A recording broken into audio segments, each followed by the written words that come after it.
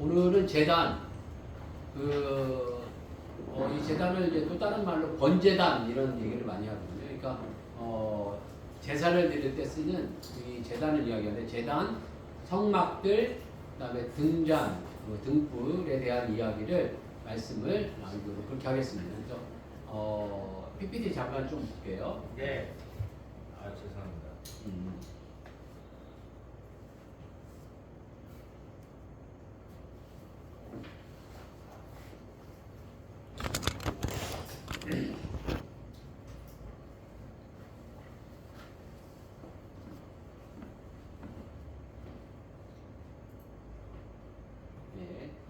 여기가 우리 계속 이 성막에 대한 말씀을 하는데요. 이 성막이 길이가 50m, 넓이가 한 25m 정도 됩니다. 그러게 되면 이게 사이즈가 축구장 한 4분의 1 사이즈 정도 된다 이렇게 생각하면 될 것 같아요. 축구장이 길이가 한 100m가 되고 폭이 한 50m 정도 되지 않을까 싶어요. 폭이 50m나 50m 안 되는 정도인데 한 25m니까 한 4분의 1 대략 요 정도 된다 이렇게 생각하시면 되고요. 그런데 계속요. 맨 뒤에 이제 성막, 이 앞부분을 성소, 뒷부분을 지성소라고 이야기하는데요. 오늘은 성막에 이렇게 들어가자마자 들어가는 입구가 동쪽이에요. 이거 동쪽. 우리는 꼭 남쪽 같지만 이 분들은 이제 이게 동쪽이고 이게 남쪽, 북쪽 이렇게 생각하시면 될 것 같습니다. 이렇게 북쪽으로 생각하시면 될 것 같고 이렇게 들어가는 입구고요. 들어가는 입구 들어가자마자 앞에 뭐가 이렇게 있죠? 저거를 번제단, 제단이라고 이야기합니다. 들어가자마자 저 앞에 있는 거를 이제 번제단이라고 이야기하고요. 그 옆에를 이제 성막뜰이라고, 이걸 뜰이라고, 바깥뜰 이렇게 쓰는데 이 뜰이라고 이렇게 이야기합니다. 그래서 이 부분에 대한 이제 말씀을 저희들이 나누려고 하는데요. 저희가 이제 그 제사를 드릴 때 대부분의 제사가 소, 양, 비둘기를 잡아서 드리는 거예요. 그리고 곡물도 드리는 경우가 있지만 대부분 잡아 드리는데 그 곡물이라는 걸 어디서 잡냐면 북쪽, 이 제단 옆쪽이 이제 북쪽이잖아요. 옆쪽이 이제 북쪽에서 잡고 남쪽으로 이렇게 나가는 이런 어떤 부분이 있고 다른 이렇게 그 제단을 앞쪽에서도 잡습니다. 문 입구 쪽에서도 잡기도 하고 옆쪽에서 이렇게 북쪽에서 이게 잡는 이런 일들이 일어나게 되었고요. 이제 보시죠. 제단을 좀 더 볼게요. 제단이 이제 아까 보면은 불 피우는 모습이 나오죠. 이렇게 불을 피워서 이렇게 양을 저쪽에서 잡는 거예요. 소가 와서 여기서 잡고 태우고 이게 나가는 이런 어떤 과정이 이렇게 일어나는 이 모습들이 있고요. 볼게요. 예, 제단의 모습이 이렇게 생겼어요. 가운데는 비었는데 이렇게 망사 같은 게 있고요. 불을 피워서 재가 밑으로 내려갈 수 있도록 이렇게 만든 모습이고요. 그다음에 뭐 재통, 부사, 대야, 뭐 갈고리, 불 옮기는 그릇 뭐 이런 것들이 있었습니다. 예, 제단의 모습이고요. 예, 제단이 이제 뭐 이렇게 생겼다. 그다음에 여기 뭐 성막이 이렇게 그 기둥들이 있었고 기둥을 뭐 위아래 받치는 모습들이 있었고 이렇게 쭉 둘러서 이렇게 있었습니다. 그래서 이 남북으로 이렇게 위에 남 밑에가 북 이렇게 구분되어 있죠. 위에 서, 동 이렇게 있는데 이 남북은 20개, 그 위에 동과 서는 10개씩 이렇게 되어져 있었습니다. 기둥들이. 예, 이렇게 기둥들이 세워져서 세마포 인천으로 이렇게 둘려져 있었고요. 예, 이 번제단, 이 뜰에 대한 이야기를 한번 넘기시죠. 보시죠. 예. 이제 오늘 이렇게 말씀 나누려고 합니다. 번제단에 대한 이제 말씀을 나누려고 하는데요. 먼저는 이 번제단이 하나님께서 이렇게 직접 이렇게 만들어라 라고 해서 지명하십니다. 그리고 번제단의 이런 어떤 제사가 우리나라나 다른 동양에도 있었는가 라고 보니까요, 사실 없었어요. 이 개념이 좀 많이 달라요. 비슷한 것도 있지만 거진 완전히 다른 모습이 있어요.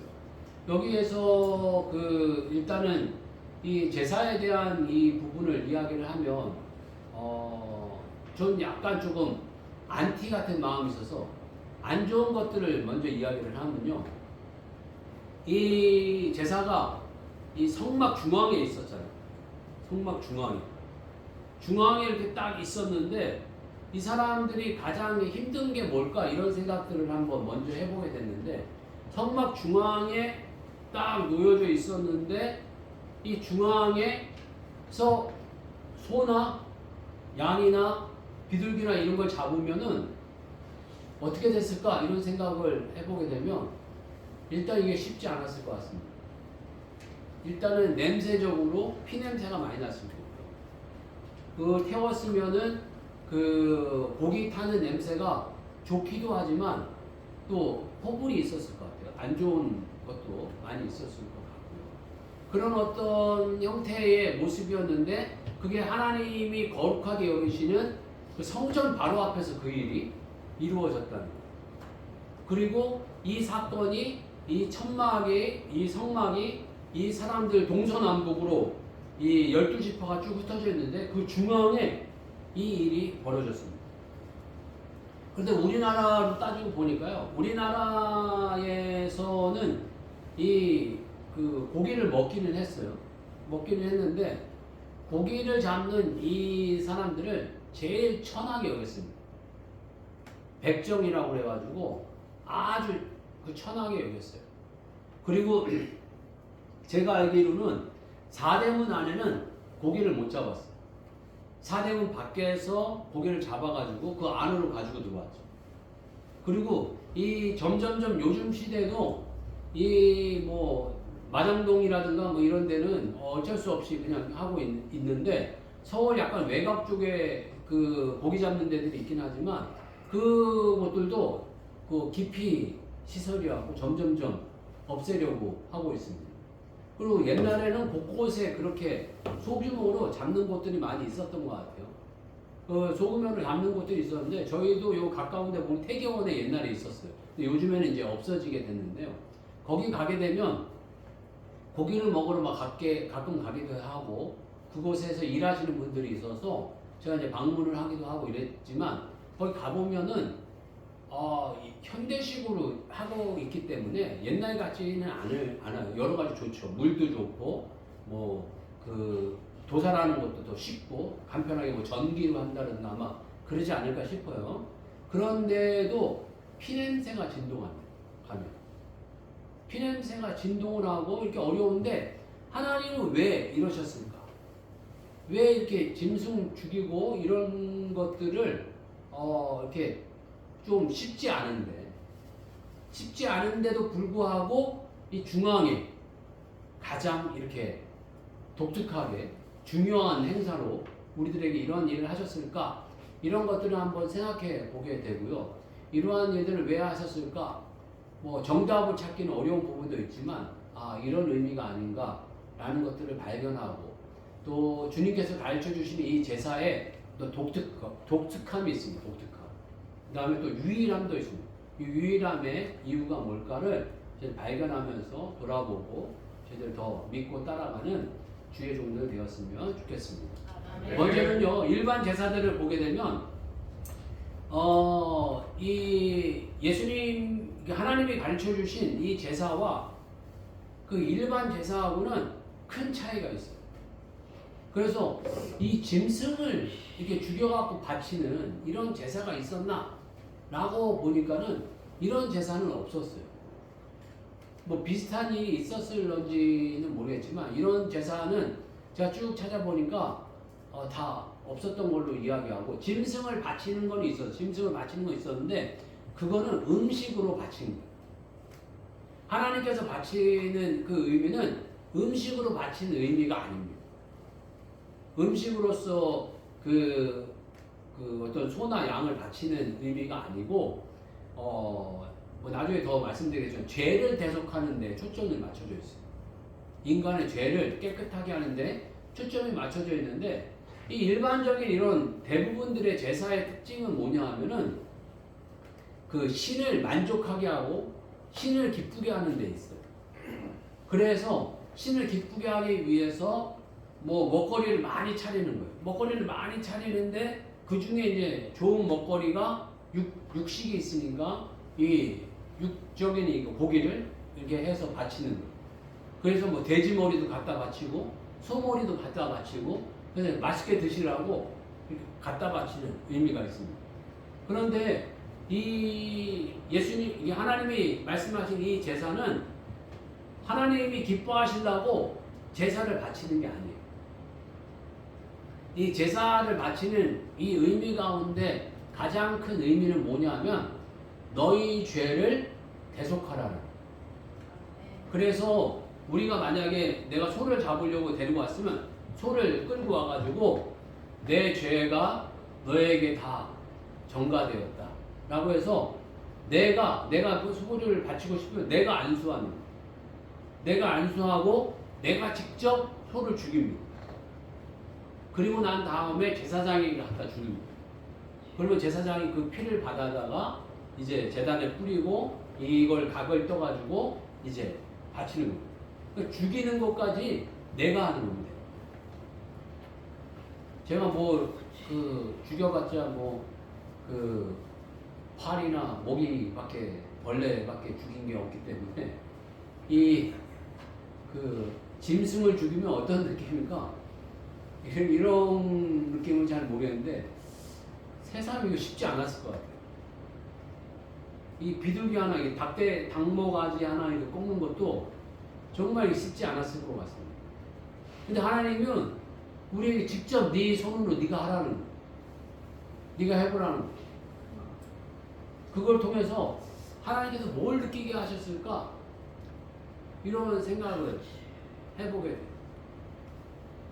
하나님께서 우리들에게 죄라는 것을 전가해라. 네가 죽어야 되는데 네 대신에 네가 아끼던 소가 죽는 거야.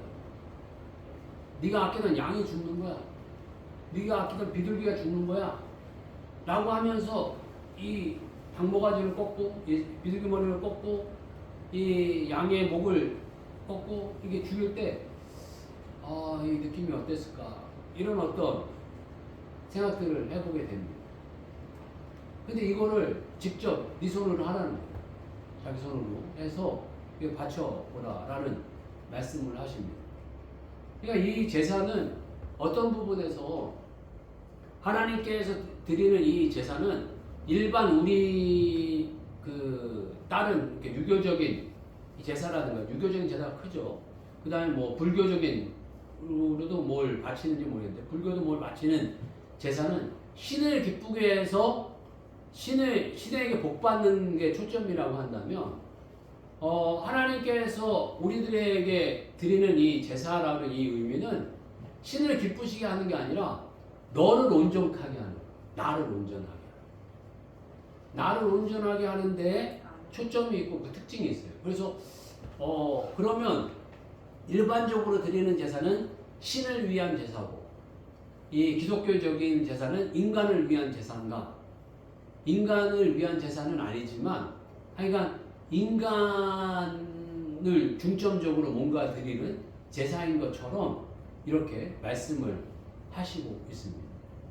그리고 또 한 가지의 특징은 뭐냐면 세상의 어떤 이 모든 종교들은 인간은 죄인이다 이런 소리를 안 합니다. 인간은 죄인이다 이런 소리는 안 해요. 되게 보게 되면 인간은 약간 부족한 존재다. 어렸을 때는 뭔가 이렇게 미련하고 어리석고 여리잖아요. 그렇지만 점점 자라면서 지혜가 생기고 뭔가 깨달음이 있는 것 같이 세상의 종교는 뭔가 이렇게 훈련하면 될 것 같이 이야기를 해요. 그래서 대표적으로 이야기하는 건 착한 일 많이 해라. 덕을 많이 쌓아라. 그럼 된다. 라고 이야기를 하고 두 번째로서는 지식을 쌓아라. 지혜를 쌓아라. 이런 이야기들을 많이 합니다. 그래서 지식의 어떤 깨우침이 일어나면 된다. 유교적이고 도교적인 이런 부분에서 지식을 깨우치면 된다. 또 이게 불교도 그런 부분이 있죠. 해탈하는.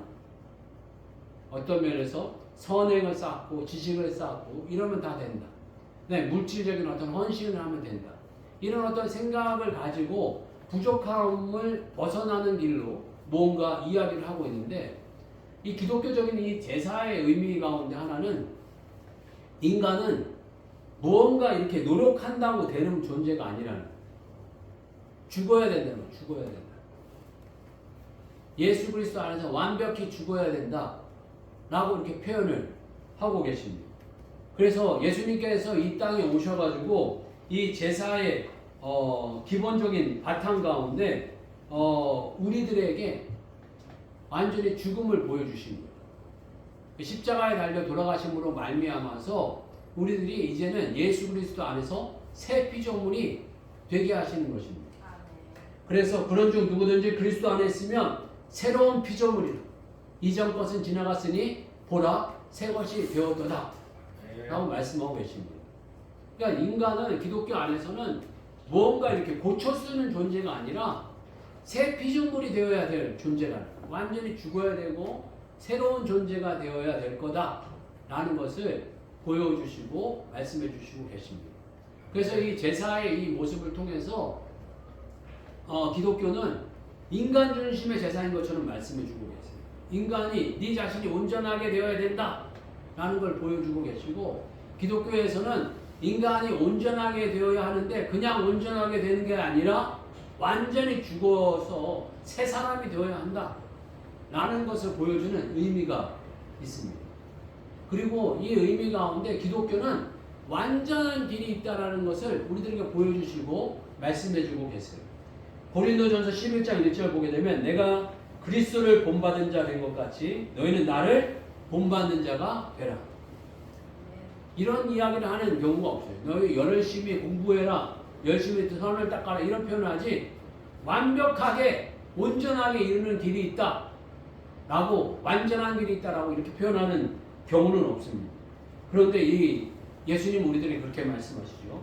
마태복음 5장 48절 보게 되면 그러므로 하늘에 계신 너희 아버지의 온전하신 같이 너희도 온전하라 라고 표현하고 계시고, 베드로 후서 1장 4절에서는 신의 성품에, 신의 영역에 이르는 길이 있다라고 표현하고 있으면서, 이로써 그 보배롭고 지극히 큰 약속을 우리에게 주사 이 약속으로 말미암아 너희가 전욕 때문에 세상에 썩어질 것을 피하여 신성한 성품에 참여하는 자가 되게 하려 하셨느니.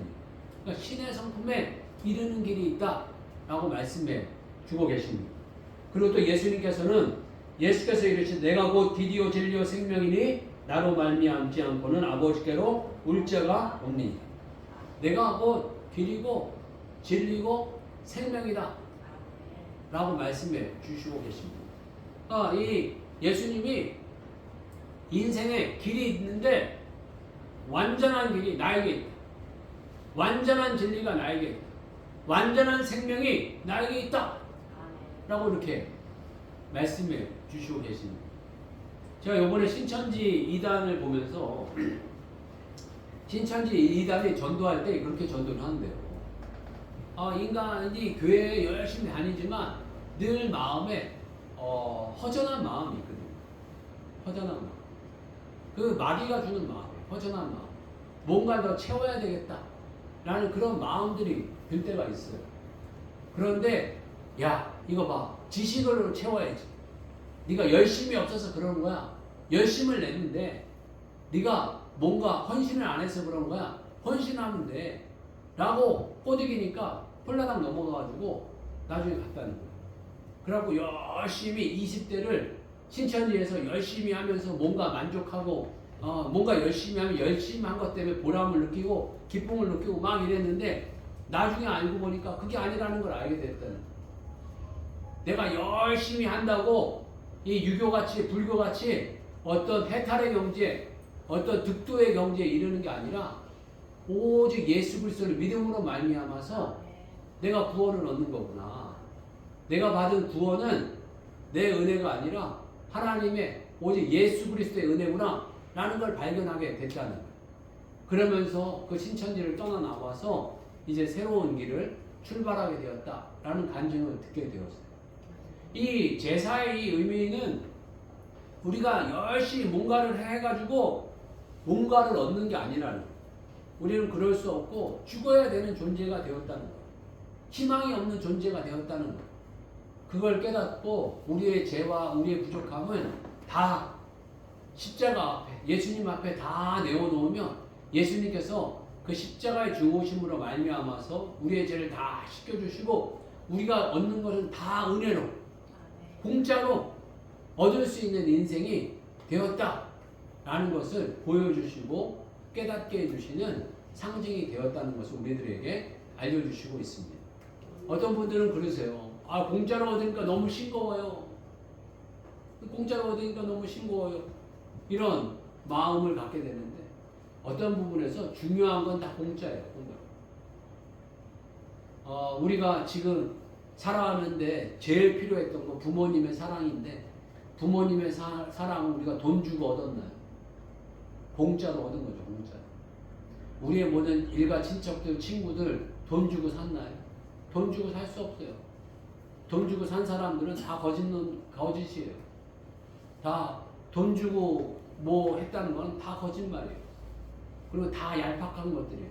다 돈 주고 살 수 없는 것들이에요.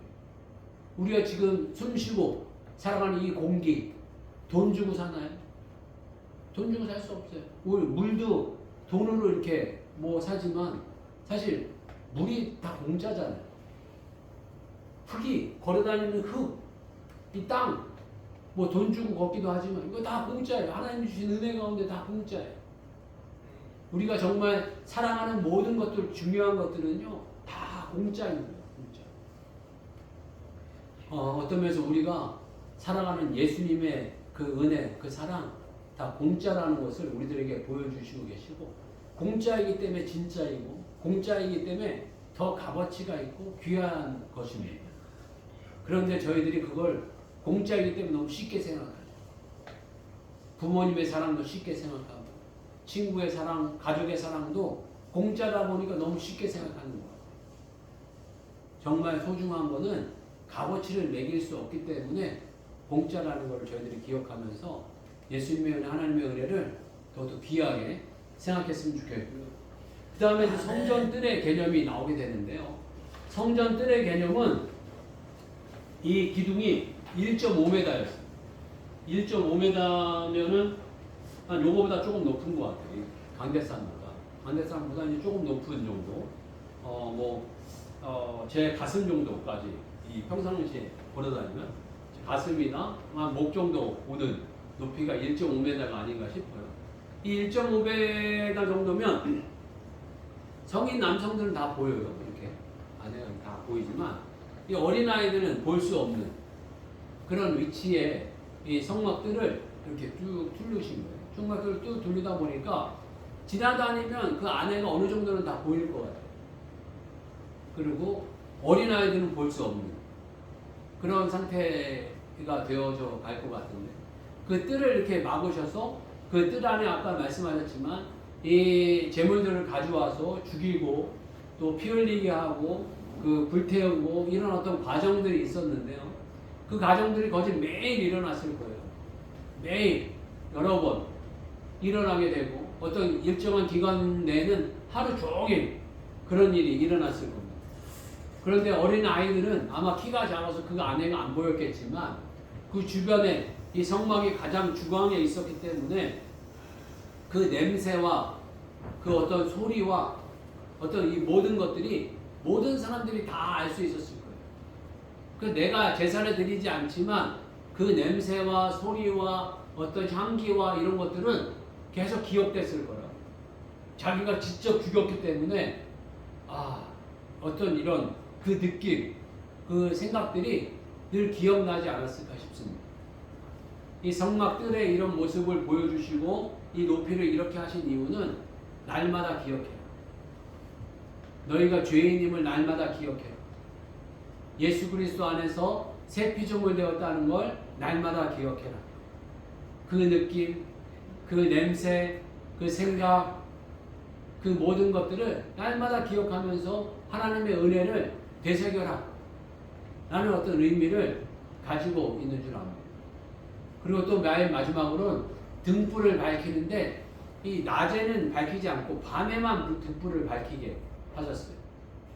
이 등불은 이 그 성막 앞에 지성소에 있었던 그 등잔대 있지 않습니까?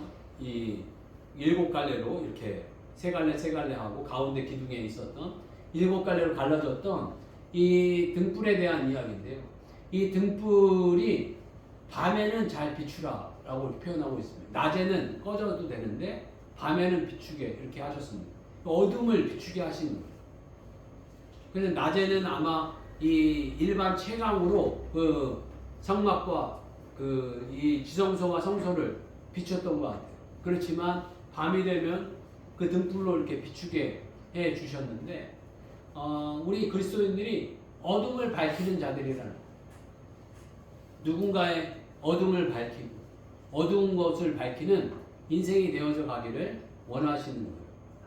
그래서 우리를 향해서 세상의 빛이라 라고 표현하고 계시는데 제가 이 다니엘 기도회 가운데 그 여러분들에게 참 많은 은혜를 받았는데 그 김지선 자매의 고백이 참 저에게 도전이 많이 되었어요. 눈이 그 먼 자매인데 그 장애를 가지고 눈먼 장애를 가지고 태어난 이 자매인데 하나님이 은사를 주셔서 바이올린을 켜게 하시고 바이올린을 켜게 하셨는데 그 가운데 하나님 만나게 하시고 또 하나님 만나서 미국 유학까지 잘 갔다 오게 하셔서 교육을 잘 받게 해주신 그런 자매였어요. 그런데 사람이 점점 뭔가 잘 풀리고 높아지면 더 높은 곳으로 가고 싶은 게 인간의 욕심이고 마음이잖아요. 그런데 이분의 고백이 자기가 미국 유학까지 갔다 와서 잘 배웠는데 더 낮은 곳으로 가고 싶다는 거예요. 더 낮은 곳으로 가서 낮은 곳에서 예수님을 밝히는 사람이 되고 싶다는 거예요. 이게 예수님의 마음이고 이 등불을 켜는 이 모습의 마음이 아닌가 하는 생각을 갖게 되었습니다. 낮은 곳으로 가서 예수님을 드러내고 싶다. 이런 고백 가운데 다시 한빛학교라는 곳으로 와서 그곳에서 이 학생들을 가르치는 그 교사로 섬기고 있다라는 이야기를 듣게 되었어요. 우리가 이 예수님의 대속을 알고 예수님의 사랑을 알고 은혜를 아는 사람으로서 하나님의 은혜로 살아가는 사람, 바로 예수 그리스도 안에서 새 피조물 된 사람들이 낮은 곳을 향해 걸어야 되겠다. 그리고 또 누군가를 밝혀주는 빛이 되어야 되겠다. 이런 마음을 더욱 갖게 되었어요. 그래서 여러분들이 있는 그 장소, 그 어떤 만남 그 가운데 누군가를 비춰주고 누군가를 밝혀주는 그런 인생이 되시길 주의 이름으로 축복합니다. 그래서 누군가를 잘 섬겨주고 누군가를 도와주면서 누군가를 도와주는 그 가운데 예수님이 드러나고 예수님이 밝혀지는 그런 인생이 되시길 주의 이름으로 축복합니다. 오늘 제사의 독특성에 대해서 말씀해 드렸습니다. 세상의 어떤 제사는 신을 위한 제사이지만 우리 예수님께 드리는 이 제사는 나를 위한 제사인 것처럼 주님께서 말씀해 주고 계세요. 나를 위한 제사인 것처럼 보여지만 그 제사를 통해서 하나님께서는 약속의 제사이고 관계의 제사입니다. 우리를 온전케 해주셔서 하나님과 우리와 관계를 맺게 해주시는 그런 제사입니다. 바로 이 제사는 우리의 힘으로는 드릴 수 없고 바로 예수 그리스도께서 우리를 온전케 해주시는 우리의 노력이 아닌 하나님의 은혜 제사라는 걸 기억하면서 날마다 그걸 기억하고 이 제사의 마음으로 누군가를 잘 섬겨가는 주의 종들 되시기를 주님 축복합니다. 같이 한번 기도하겠습니다. 주여 한번 외치고 기도하면서 말씀 기억하면서 같이 기도하겠습니다. 주여 하나님 아버지 참으로 감사합니다. 이 시간 주님 인도하여